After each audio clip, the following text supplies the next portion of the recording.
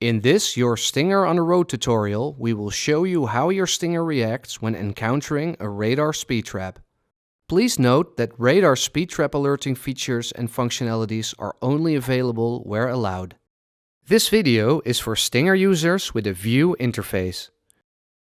Your Stinger offers superior alerting against radar-based speed traps. These radar-based speed traps may be set up temporarily in a car or on a tripod next to the road, as a radar gun, or be part of a fixed installation such as in a cabinet next to or above the road. You are driving and focused on the road. Up ahead, a mobile speed trap is installed on the guardrail. The speed trap sends out a radar signal to measure speed. Because of Stinger's incredibly accurate radar antenna on your car, your Stinger can detect reflections of this radar signal very early on.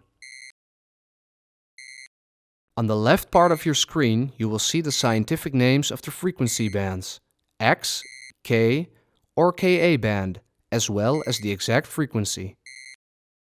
The target view indicates whether the radar signal originates from ahead, the side, or the rear. It also shows the signal strength on a scale of 1 to 10. The higher the strength, the closer the relative distance to the radar source.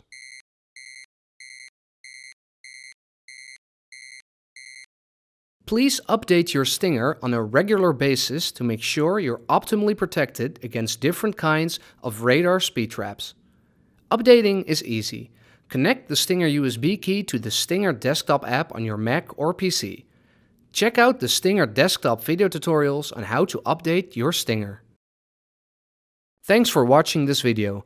Please check out our other tutorials on how to optimize your Stinger experience and protect yourself even better against speed traps.